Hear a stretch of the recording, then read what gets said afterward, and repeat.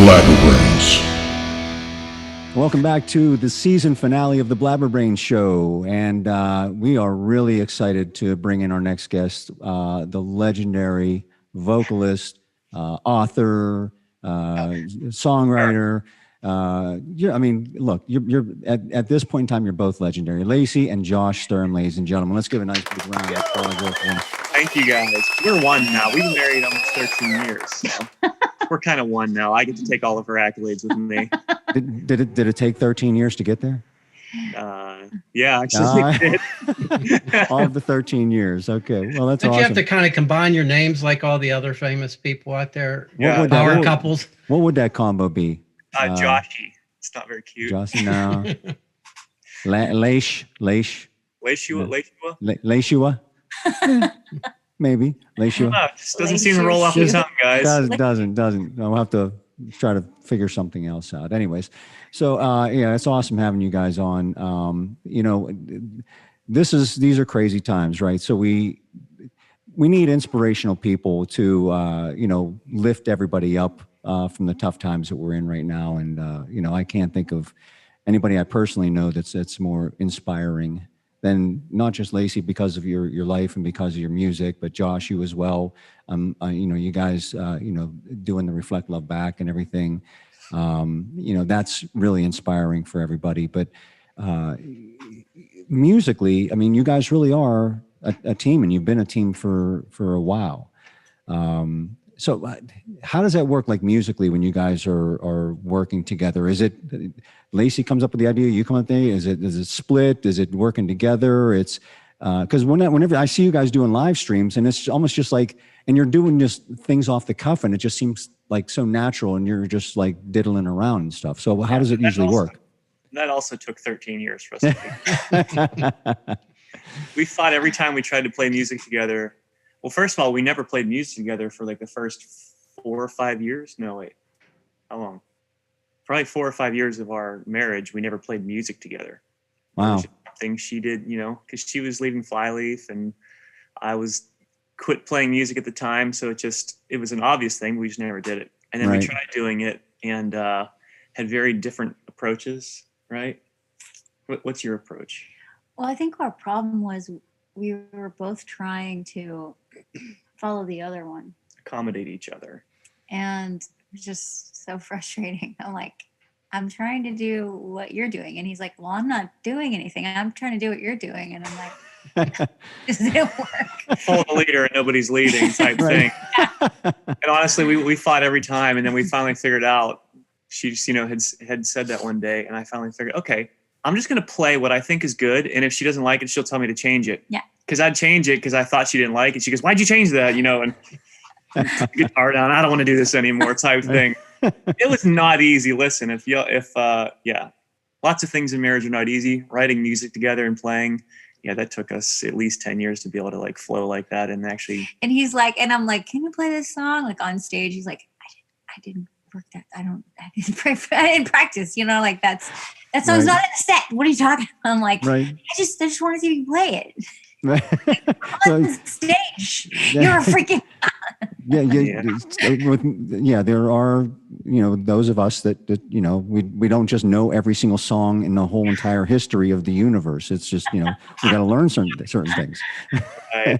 And so, I'm like, well, I mean, right now nobody's playing out or doing anything. You know, I know you guys are trying to keep busy with doing stuff, and I know you know, Josh, you're recording in the studio. Lacey, you've been writing and stuff like that. But are you guys still prepping for the time when you can go back out? Or you're still building on new songs and stuff like that? I'm not counting on being able to go out again. Which maybe that sounds a little grim, pessimistic. But honestly, I've always enjoyed just recording and writing in general.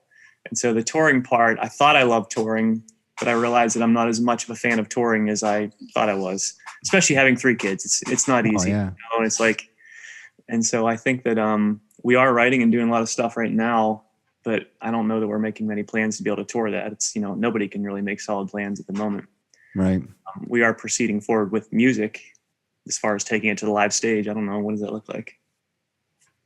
I think they're sorting out ways to do that. I think probably by the time it's warm, they'll probably figure out a way to put everybody 6 feet apart in an arena outside, or something like that if we wanted to. But yeah, I know Live Nation said Live Nation said they're pretty optimistic that concerts will resume in by the summer of 2021. Yeah. I even heard today something about they're going to be using this technology that they're using at like a lot of universities in the and pros in the with sports, and it's this drone type of thing that like does ultraviolet rays and kind of scans everything and sanitizes everything. And they're talking about like, I don't know how safe this is or whether people will be on board with it, but like if you have like a football stadium with fans or whatever, or a concert with people there'll be this drone flying around that's constantly scanning people and having this ultraviolet ray, light going out. I don't know how safe that is, but they're experimenting with it right now. Just make sure that you have an overhang wherever you're playing. Make sure there's a top and you're not out there just in case that's going on, so it could ricochet off the roof.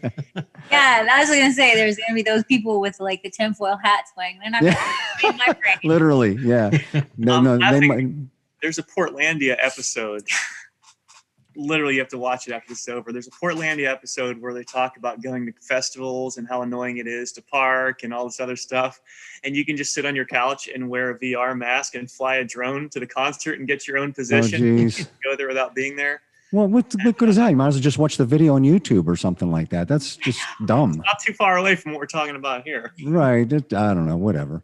That's annoying. Hopefully, one way or the other, I think that things will eventually resume. Whether you guys decide to go back out or not is going to be, your call, what you want to do. But as long as the music keeps flowing and keeps coming. I mean, you released The Decree not long ago, which is a absolutely amazing song. And wish we had a way to play it here right now for everybody. But just go out there and check it out on YouTube, just everybody. Click the link right here. Yeah, right there. Make that happen. I'll put that in post. I'll put a link right there. Do it in post. So no, it's a really amazing song. It's funny because anytime I have that song on, and it's just like it's kind of like this build up, and then the scream comes in. It's like even like gets my kids like what what I mean, kind of like startles them or something. And what are you yelling? You're on help, right? At the beginning there with the loud scream. But it's I don't know. I love that kind of stuff. And but one thing I want to talk about with that song, because you recorded that in your home, and I was just blown away whenever you were posting videos of Tom playing the drums like in the middle of your living room, right there. And I'm like, how the heck did you get that sound, that killer drum sound, like just recording it in your open living room? But then when you're playing some stuff for me that you're recording, you're working with another band, and I told you this in person. You have found the secret or success of being able to capture a sound that I haven't heard anybody else in Pittsburgh. Everybody else in Pittsburgh just falls short of being able to capture great drum sounds, good vocals, guitar sounds. The drums are slamming when you record them, and I'm just in awe of how it sounds. But I mean, how long did you work on trying to perfect that, or trial and error with things? 13 years. No, I'm just kidding. Everything takes 12 years to just scratch the surface of. Right. I mean, honestly, before we even jumped on here, I'm working on mixes like I've showed to you, and I'm struggling through them. It's like sound engineering is not something you just jump into one day. And so thank you, by the way. That's a great compliment. I worked very hard on that. And I don't know. I mean, I'm still learning how to do it. I think that I want to hear. The thing about music that I love about live music is if you sit and listen to a drum kit next to you, it really doesn't sound that great. Most times you just hold your ears because the cymbals are so loud. Right. It's obnoxious. Right. Then you go to a club or you hear a CD and you hear the drum sound on there and you're like, this is what it should sound like. Those tones are in the drums. Right. You got to find how to pull them out of them and which ones to kind of bring down. And you're kind of making it sound, augmenting it a little bit, making it different. But yeah, I just, on that song and the ones I'm working on now, I just make them sound the way that I want to hear a drum sound. I want it to kick you in the gut. I want you to feel that. I want the snare just to like make you go, ugh, your face, that type of thing. So. No, I mean, but the other part of that is, I've recorded in so many studios here in Pittsburgh, and they fall short on the vocals as well. Yeah. Now, obviously, it takes a great vocalist to be able to lay down and get something raw. and it takes the combination of having a really sweet microphone to be able to, to record that. But that's not all it takes to get that, capture that sound. So what else do you guys do to make sure you're getting the best vocal sound? You have a singer like Lacey. I mean, I say that, I don't say that jokingly, because honestly, I'll record the exact same microphone that she sings into, the exact same like chain of effects and all these different things, and it just doesn't sound great because I just have, like, some people just have a great voice to record, and Lacey has one of those voices that when she opens her mouth, it just sounds good. You know, you don't hear how someone, they say, oh, you're so photogenic. Every picture I take you looks good. And other people are like, I cannot get a good picture of myself or whoever it is. Right.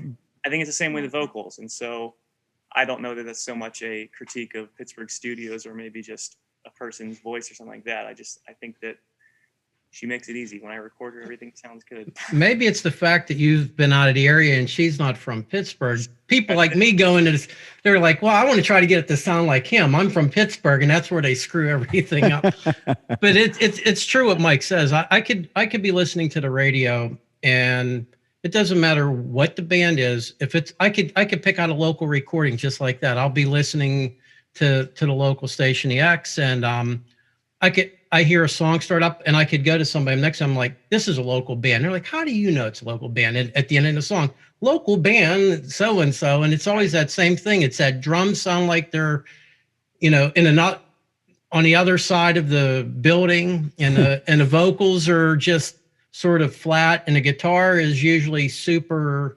Thin. compressed. Yeah, and there's no life to it or anything like that. And I've listened to, what you've had coming out of just your own studio, and it doesn't sound anything like Pittsburgh. And I think it's just I think a lot of it has to, like what you're saying, you have Lacey singing, but even with the drum sound and things like that, maybe it's just the fact that you've been out of this city for a while, and you hear everything. I don't know, there's just something different, because I've gone, like Mike says, you could go into a studio that's incredibly expensive here, and it's always that same thing. You could pick out the local recordings no matter how much money seems to be spent on it. I don't know, and I don't get it.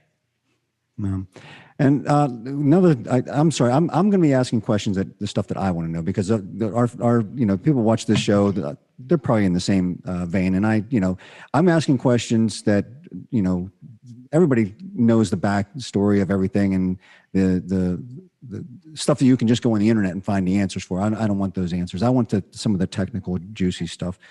So, like, I want to talk about, like, Lacey, when you're recording vocals. The one thing I notice is on a lot of songs, and even back with Flyleaf and with your solo stuff, there's always like these really cool layered vocals. And is that something that whenever you're coming up with the melody line or you're recording, you already have those parts in mind, or is it listening back and say, oh, this would sound really cool here, and you just start layering them in? Like, what's the process for coming up with those really cool, like, layered harmonies and vocal lines and stuff? Well, I think the first time we ever did that was when I was did our first album with Flyleaf, the self-titled one with Howard Benson, and he is all about the vocal. I mean, that his claim to fame is. I remember the first conversation I had with him to see what he was like, and of course, I didn't really have an opinion. I mean, I didn't really have a say in the end. The record label was the one that was like, "This is the guy," but. You should talk to him and see what you think. It's kind of like whatever. But when I talked to him, I was like, I want to be able to hear. Pretty much, I described the way Josh mixes. It was really good. I want to be able to hear. If I want to listen to the hi-hat, I want to hear it. If I want to listen to whatever part of the band, I want to be able to hear it. And that's what I think is cool about this album. And I was trying to explain it to him, and he goes, "Nobody gives a crap about the hi-hat." Except he didn't say crap. He said something else. Right. Started with an F. No, nobody cares about the hi-hat. And I was like, what? He's like, if you're on a beach and you're walking past, nobody's gonna be like, hey, look at that hi-hat. He's like, they're gonna go, who's the singer? Right. He literally like, I don't care about your band. I just want to, make your voice sound great. And I was like, well, that's not really how we roll, right. Flyleaf, we're all equals, and right. whatever. And he was like, not to me.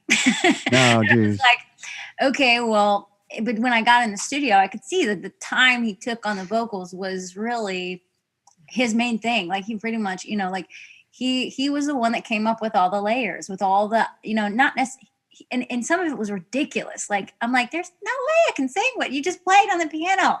I'm like, Right. he's, just try it. I'll fix it. Just, like, they're like, ah! And I'm trying to say, all around me. Right. Well, I mean, there are some like pretty high harmonies and stuff, you And know. he's like, great, that's perfect. I'm like, do it that.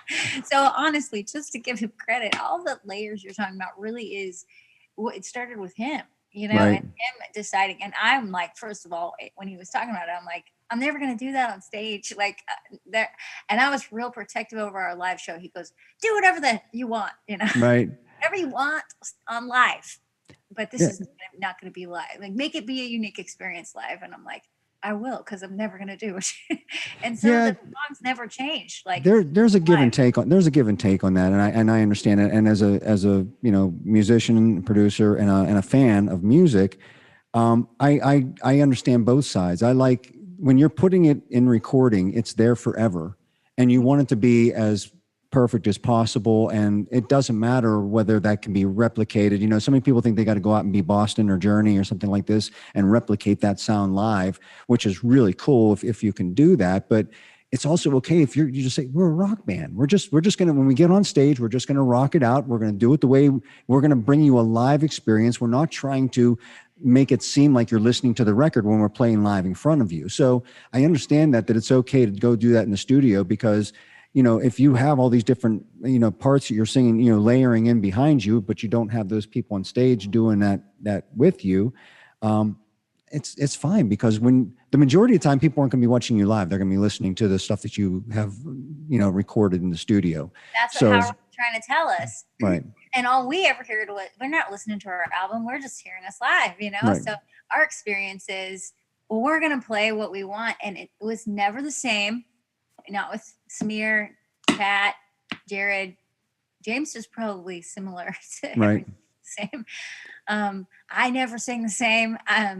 And the thing is, also, we kept the way we wrote some of the songs, even though he changed it. I remember when we got some of those things back, and I was like, why did he cut out that whole bridge? Like, that's like half the song. Like, I'm Right. like, we're playing that live, you know, like we kept it. And so our fans that come to our shows know the difference a lot of times. But, you know, those are different fans too. I realize that now that we don't tour it hardly ever, especially in Flyleaf, the fans that love the music recorded is a huge, I mean, it's like, it's just so much, it's just as deep, it's just as real for them, you know, but Right. I don't ever meet them, so I don't think about them as much as the ones I see face to face at shows, and ones that always come, and you know.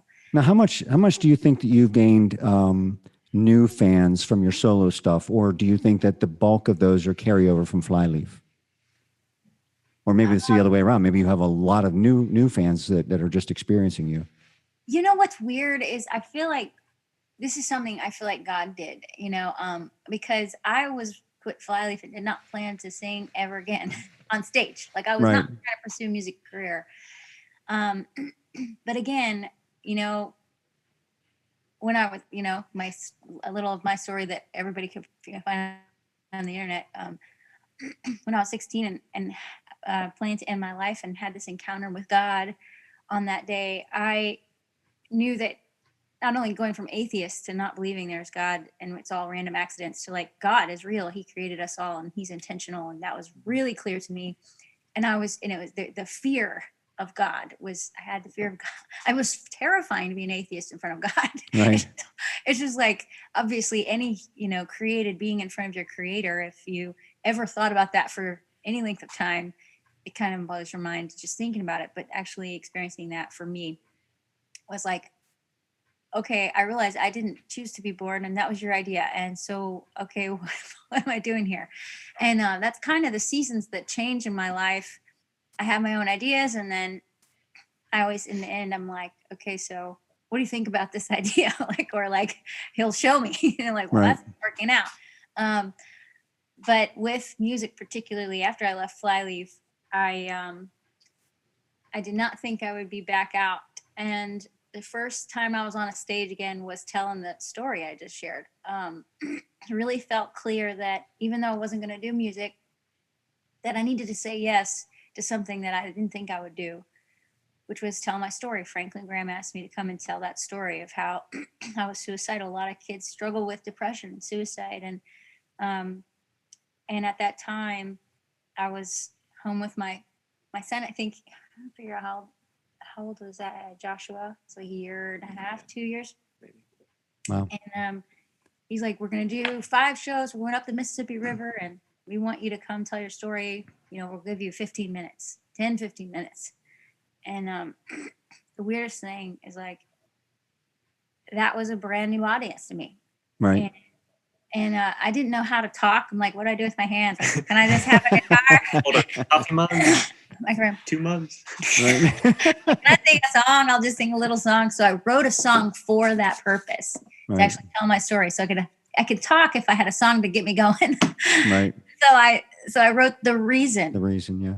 For that purpose. And then Josh encouraged me to write a book, and then I got more opportunities, and that opened up a bigger audience, and just like mental health audience of like talking about depression and suicide. And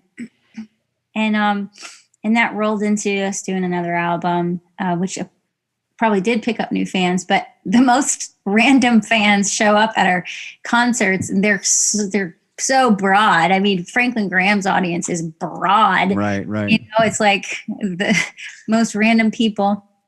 The Whosoever's audience is so broad as well, like all kinds of music lovers that really just are there for the message because they were helped in some way, no matter what genre they like.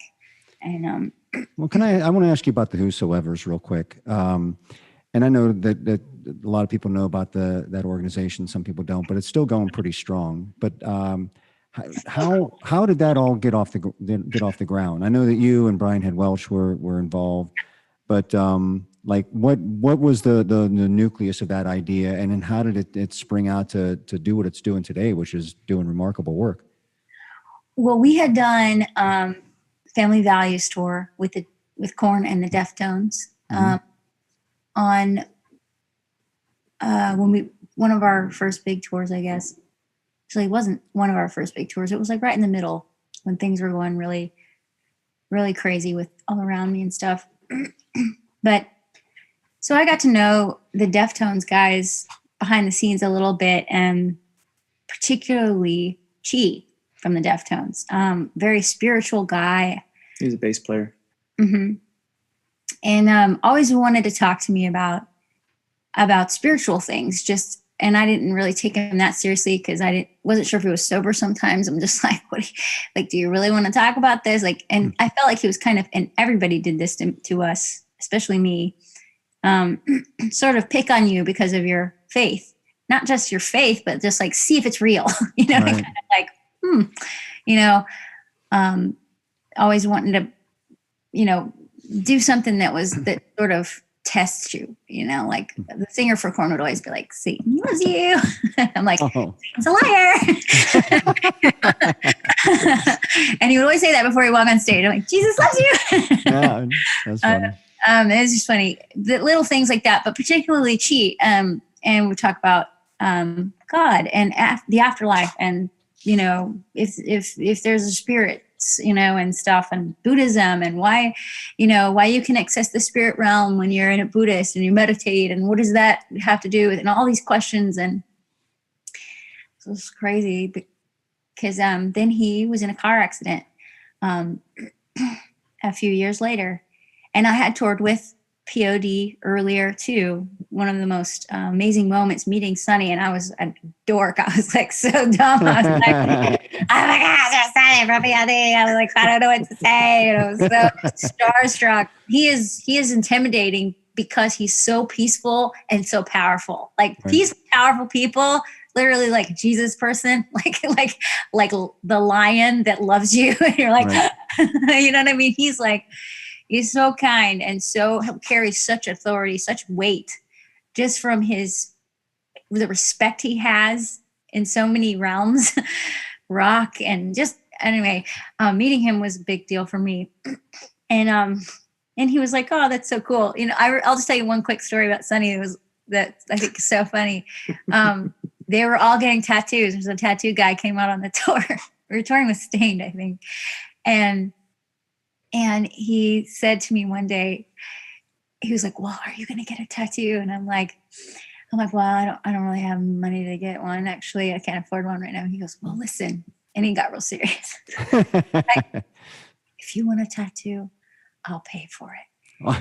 And he goes, and this is why, because tattoos, and there was this pause, and I was like, what is he going to say? Like, sage moment. He goes, tattoos are cool. I was like, nice. Okay. What more reason do you need, right? Yeah. Tattoos are cool. Remember that, kids. Yeah, tattoos are cool. I remember my friend got a tattoo on that one. He's like, I want a little one right here. It's like his whole arm came out. He's like, I don't know how I got this big. My mom's going to kill me. This is a kid who never had one before. Anyway, but so I knew Sunny and I knew Chi, and she had, and Sunny at P.O.D. and Deftones had toured together before as well. They knew each other. And so Chi ended up getting in a car accident. He wasn't wearing his seatbelt. He was riding with his sister. Because he didn't have a seatbelt on the passenger side, he ended up getting thrown, I think, out of the car and ended up getting injured and was in a coma. And he was in this coma for a very long time. The insurance ended up running out. And Deftones had to continue to tour because they couldn't afford to not tour. And so it was a really hard, just sad situation. And so Sunny got together, the singer for P.O.D., and started this movement, Pray for Chi, One Love for Chi. And they had talked to Rolling Stone and MTV, and they got everybody, like, let them know what was going on with Chi and see if they could raise money to help pay for some of those medical bills. And they did. And they did. They raised a lot of money and they helped, but there was tons of prayer. And he came out for a little while and did pretty well for a little while. And they were like reading him the Bible in there every day. And it was like this crazy thing, like of people just kind of rallying together over this cause of praying and hope, bringing hope to the situation. And he got together with his friend, Ryan Reese. Ryan Reese was so on fire for Jesus. His faith was brand new. He had almost died in a hotel drug overdose, like in where was he? Amsterdam, something like that. He had this crazy demonic encounter and almost died, and ended up coming home. He did skate demos for Circa Footwear. And so he would throw these big like parties essentially where he would have these kids who were great skateboarders, you know, and he would go and do contests, and then he would sponsor kids and, you know, sex, drugs, rock and roll lifestyle. His dad is the pastor of Calvary Chapel in Golden Springs, California, has his own crazy story of alcoholism, coming home to kill his family, and it's the gun hits the TV, and the TV turns on, and there's two preachers. There are two preachers on TV, and they start telling him, if your life is a mess, give it to Jesus. So his dad gets on his knees and gives his life to Jesus in that moment. So this is Ryan's dad, and then Ryan ends up growing up crazy, you know, on this tour or whatever, having this demonic attack, and he just wrote a book actually, and he just sent me an email with the book so I could endorse the book. I'm so excited to do that. So this is my first endorsement for the Whosoever book, Ryan's Whosoever book. But so so Ryan was the one that orchestrated the first event, the first Whosoever event, with Sonny and Brian Head Welch, who has his own story about overcoming addiction. Right. And we have Sonny, his experience with gangs, his mom passing away of cancer, and telling his story of his, you know, relationship with God. Ryan and the hope that he found in that. Brian Welsh talking about his experience being free from addiction. Ryan Reese talking about his demonic and freedom and the things that he went through. And then me with struggling with suicide, atheism, and depression and all that. And so we put on this event. We tell our stories. We got together first just to raise money and pray for G. But then it turned into us just sharing our stories and asking if anybody else needs prayer and help. And so then it turned into just helping kids that just need help, that just are struggling. So it wasn't even like a fundraiser or anything like that. It was just getting together to pray, pretty much. Yeah. Wow. So it's going, and he's in high school. He goes to high schools, and he goes to rehabs, and he goes to halfway houses, and he goes to like juvie detention centers. And he's just so raw and edgy. Right. It's like, even when I first met him, he was brand new. You know, his stories were like, like I can't get that. You know, he's just like so real. No, he's not a church person. You know? Right. You're like, this is a little rated R here in this church. It's my rated R testimony. Yeah, but he's gotten a lot more like seasoned in how he tells things. You know, not in a churchy way still, but you know, a lot less like graphic in some parts. Right. Well, also, I know that, you know, you're good friends with Skillet and Korey and all of them. And Korey, I think, did she help you write the decree? Yes. You guys collaborated on that because you collaborated on a couple songs on your solo CD as well. And then last year, is also going on 2 years, you were asked to fill in for Jen with Skillet on a few shows. No. You're not playing drums, although you probably could get in there and kick some butt. They gave that task to Jereb. But so to take her place for sure. I know, go figure. That's a talented girl. But so what was that like? Was there any you know, part of you that was like, oh, I don't know if I should do this. I don't want to screw up, or is it just like, yes, this is an opportunity. I'm going to get out there and kick it. Like, what was it like? Well, I felt, first of all, like their family, you know, Right.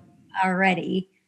So the relational aspect was simple, and they really trusted me and really honored me as a singer who's been doing shows for a while. And their confidence in me really helped my, you know, situation, I think, because generally when it's my show, when it's a Lacey show or Flyleaf show, I'm not worried about, I'm like, okay, God, you gave me this microphone, so help, you know, do whatever you want. You know, I'm not worried about if it flops. I'm not, if it flops, it's on him. But if it flops and I'm trying to fill in for Jen, it's like, everybody's going to look at me and I'll Right. be like, okay. So it felt a little different I was nervous because it's not natural to sing someone else's songs. You know, if they're your songs and you change it, it's Right. somebody else's. And they are a very different band. They're very different in the way they do things. We're more like sloppy, like, oh, I'm sorry, not Josh is not like that, but you guys are more just rock and roll. Let's get out there and let's just jam and let's just play, where they've got to be kind of more precise because of the backing track, you know, like the music that they have playing there and stuff. And yes, they do a lot of very layered things that are Right. it makes the show awesome. Right. It makes the show one of the most, I was like, the first time I saw that show, I was like, this show has to cost $1 bazillion. How do you do this? It is a spectacle. Yeah, it's great. And to see it behind the scenes is really cool to see how they do it. But you definitely need to know what's going on. And I tend to be just like, I'm in the moment. Like, Right, yeah. I'm thinking about that girl in the third row that's got that green sweater on. Right. Daydreaming about what her life's like. Sing to her by myself. And this I have to think about. Where's Korey? Is she on the riser? When's the fire coming off? And is this you got to worry about your stage presence and choreography and stuff like that. And outfit that she picked out, like Korey picked out my outfit and everything. And I'm like, is this gonna be okay? Is everything in the same place? You know, it's weird stuff that I never think about because I'm just so like, I get lost in our show. Like, I'm totally lost. I'm not even like, I literally can't remember the show when I walk off stage. I'm lost. Like, I had a spiritual experience. I'm worshiping. I'm praying for people. I'm thinking about, you know, I'm literally like thinking about individuals in the show, in the crowd, Right. constantly the entire show. I'm thinking about the meaning of this song to that woman right there. And I feel like I feel sort of like a clairvoyant moment. And it was really cool because I used to have this assistant. She's nice. She really was, I called her my assistant, but I really had her there as a prayer warrior. And I had to give her a title, and she's a great makeup artist, which was a bonus. Right. But she just came with us from the very beginning when we were in our 88 Ford Club Wagon van going across the U.S. You know, she got a little spot there she's a tiny little lady, and she got her little spot there in the front bench of the van, like by the window, and came out with us, like grown woman, like career and everything, took her little suitcase and left everything to come on tour with us. Kids, who knows if we're going to be successful? Right. She did it. Well, I read, majority of the feedback was very praising of your work and what you did. You're always going to have the boneheads out there. Oh, she's not Jen, whatever. But majority of people, and myself included, thought you nailed it and did a great job. And if anybody else wants to see it, those videos are out there on YouTube to watch Lacey singing with Skillet and judge for yourself. I think you did a great job. Link right here. The link right. Other side. Over here. I love the naysayers, by the way. As long as they're honest. They're just right.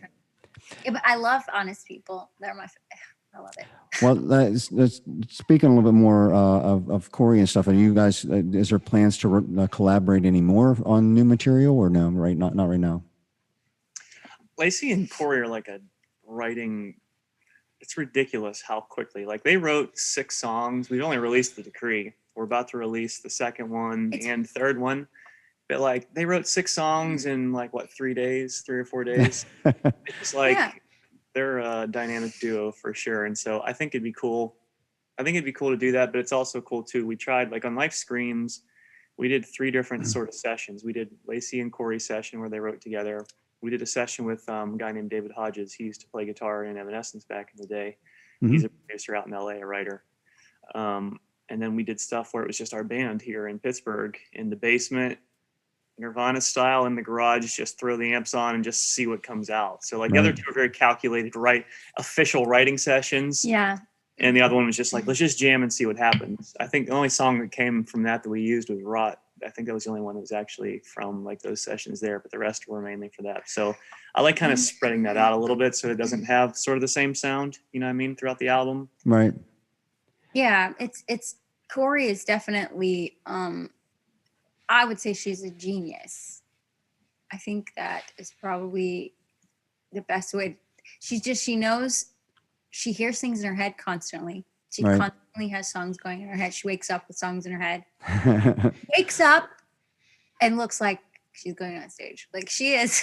I've never seen her off her game ever. Right. And I stayed there and I'm like. Well, she's in the right field. Yeah, that is her thing, and she's excellent. She's just she's just. Well, it's probably also a nice release too to do something outside of Skillet to collaborate with you, because Yeah, the first time that we wrote together, she said something like, I like working on music when we're not touring to remind myself that I like it. I'm like, yeah. And she's one of the smartest people that I've ever met. She's a really deep person. She's like, we have a lot of levels that we connect on, and she's just so honoring and so kind to me. Like, I feel like it's too much sometimes. I'm like, how do you put so much trust in my opinion about that? Because I really don't know. I'm not really, like, she's a real musician. She knows like all the instruments. She knows every aspect. She knows recording. She knows everything about like radio and what they can eat and all the things. And I'm just like, I don't know what I'm doing. Like, I don't know what the note is. I don't know how to read nothing. I don't know. I barely know how to, I know like 3 chords on the guitar. Like, I'm just like, I know, well, a little more than that, but I just think it's crazy because she's just so honoring of me, and she's so great about it. And I think that's why we wrote together so quickly. She really trusted me. And then she's just really great at making songs. Right. And so, and I just caught on. It's a really easy way to write. It's just easy. Well, again, you listen to your solo stuff. I don't think anybody listening to that is going to come away thinking, well, these guys don't know how to write songs. What do they think? And nobody's going to come away thinking that. So it's a great album. And like I said, I think it's a collaboration of, you know, multiple facets, but, you know, not just with you and Korey. Josh obviously had a, you know, huge hand obviously in that. But it was amazing. Like yeah. I like care. I'm sorry, I interrupted you. I am really just want to say when Josh gave, and I care about mixes. I'm like, I really don't think I care because I hardly hear ones that I like. That's why. Right. But like, it doesn't ever like stand out to me. But when I hear a mix and I'm like, oh my gosh, the mix was so good. I could hear everything. I could feel in the right spots. Like it was the voice. It was like right in your ear. Like it was like exactly like all those things. That's really beautiful about when you catch it. Like, you know, when there's a drummer and he stands out because there's something special about it. And every other time you don't even think about the drums or like a guitarist. Josh is a kind of guitarist like that too. But when he mixed the album, I remember when I first heard I didn't mix the album. Wait. Oh, I was talking about I was talking about the degree. Oh, you're talking about live streams. I thought you were. Yeah. But I thought you were too. Everything I learned from Evan, just so you know. So you can Evan is the first one. Evan was one of the first ones outside of two other producer or mixers that I felt that way about. Two others is it. And then Evan. And Evan ended up doing live streams, which I love. He's a friend of mine. I had a Pittsburgh local band called Kairos, and our drummer had a brother who lived in Los Angeles named Evan, who was just in a band called Cage 9. Which has amazing albums, by the way. Really good band. Really he had a great studio. sounds. He's always recorded his own stuff. Yeah. And we just said, if we're going to go record, I showed her Evan's CD. She goes, I want to sound like this. Yes. Right. So we went out there, and this is kind of jumping back to our beginning conversation, but like his studio was a room just like mine, a really small studio. His gear was from the 90s. It was not great gear. His microphones were busted, but that dude knew how to use it. Air conditioner in the window. I'm like, don't turn that off. He's like, yeah, there's bands playing on both sides of the room, like, you know, while we're trying to record vocals. And it's like he didn't have all the expensive equipment that you've seen in these amazing studios. He had, you know, a very modest setup and just crushed it. He knew what to do and knew how to make it sound the way that he wanted to. And so he was yeah, he was definitely a great sound. One of my favorite cuts off that is Life Screams. Just such a powerful song. And again, it's one of those songs. It's like there are certain songs like whenever like the chorus kicks in or something, or the vocals come in, the background vocals, I don't know what it is, that you just hear a part of the song and you go, yes, they nailed it. That's the way it's supposed to be. And that's just one of those songs, like when it kicks in, you're just like, that's exactly what you're supposed to do. And it's all, you know, like a little ching, ching, what you do with the guitar there, is just like, that's like in the perfect spot. It's like, so don't, folks, they're not just going in the studio, just jamming. Okay. This stuff is thought out. At least that's the way it comes across to people who are listening to it. So it sounds very well put together. So with some of this time off, and I know I even probably know the answer to this question, but I'm going to ask it anyways. Let me preface it another way. You have 3 books that basically tell your life.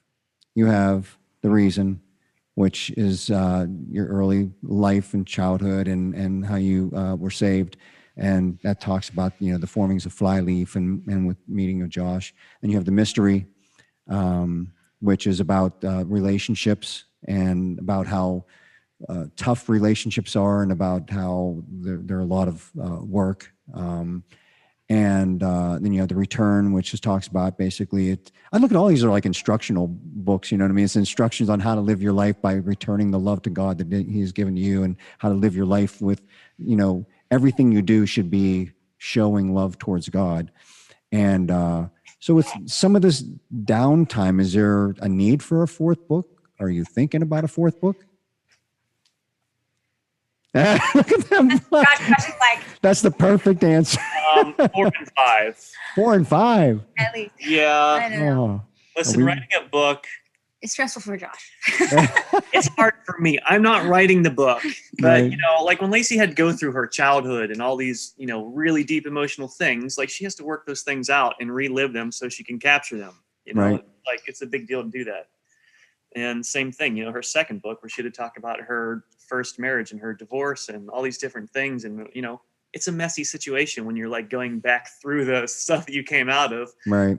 You know, to get it informed. And so like, there's 2 other books, and I can't say what they're going to be about, but like, I think it's important. They're going to be books for her. You know, technically our contract with our publisher is up, and so I feel like a lot of the things that we wanted to talk about or weren't sure to, we can do whatever we want now because we're not in the contract anymore. But I think the next 2 books, the next one in particular, is going to be really important.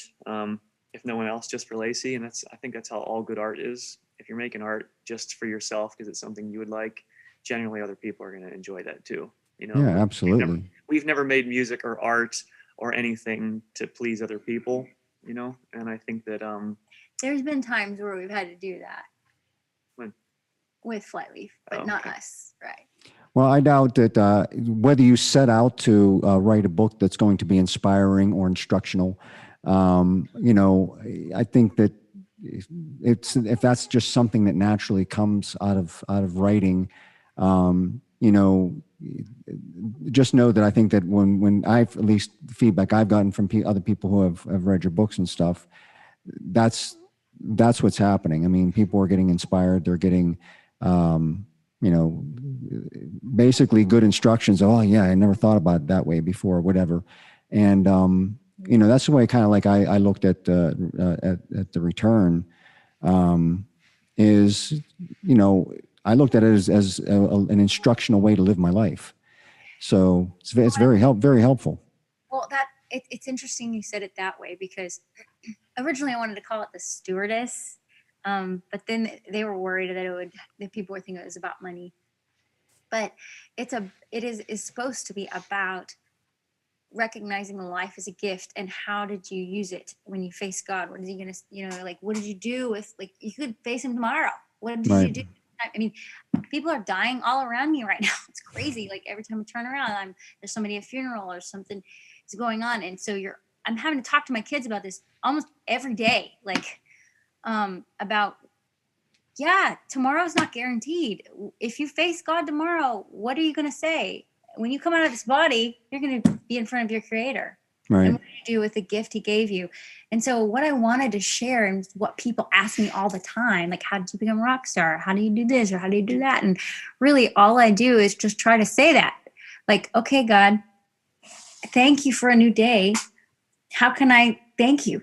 How can I love you back? Just like I said. So that's how everything that has ever touched the beyond me has come about. You know, I'm ready to go. Like, I'm ready to go, but God's like, it's not time, you know? Yeah. And I'm like, okay, well, so let's do this adventure, you know? And what is this one, you know? But when the time comes, I'm kind of in the same boat you are. I'm like, I'm not in a rush to go, but I'm ready to go. I know, because you had your own season where you're having to face death and have to like deal with it. Like, well, what if this was it? What'd you do? Did you do what you felt like you're supposed to do today? I mean, what if today's all you got? You know, calm down about everything else. Just what's right in front of you, you know? And I think that's what makes us work together so well. And that's kind of what brought me to you. Cause you know, I mean, I just have this, you know, I'm led by the Spirit, and I was told to get in touch with you and reach out to you, and somehow something would come of it. And I'm like, whatever. Okay, God, if that's what you say, let's do it. So, and that's my whole life. That's pretty much every day. It's very difficult to live with somebody like that. Can I just add that, please? Your poor wife, Michael. I know. She says yes. You can have sympathy for. So. I mean, it's a rich life of adventure and uncertainty. Right. So anyway, we probably should wrap it up. But I really appreciate you guys taking the time to do this. I didn't want to make this a typical, you know, let's go through Lacey's life and all the stuff that everybody knows and stuff like that. So this is the stuff that's on my mind, and if it's on my mind, I'm sure it's on someone else's mind. So, but is there anything you guys want to plug? Anything you've got coming up? Actually, you know, a little over a year ago, we met this guy, wanted to work on a feature film with us. And sounds interesting. Very persistent man. Let me tell you about this guy named Michael. Sounds like some idiot that I know. He's a Yinzer from Pittsburgh. That's my buddy. Yeah, so we're so you're making a movie, huh? Can't That's say too much, but we're finally making a feeture film that awesome. is going to encapsulate Lacey's story.